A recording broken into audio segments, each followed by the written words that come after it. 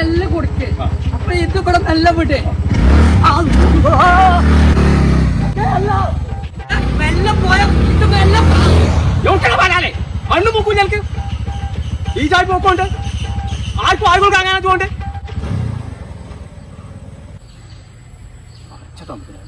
ചവിട്ടിയോ സോണക്ക ഇതൊന്ന് മുന്നിക്കിരുന്ന കുറച്ചേരം.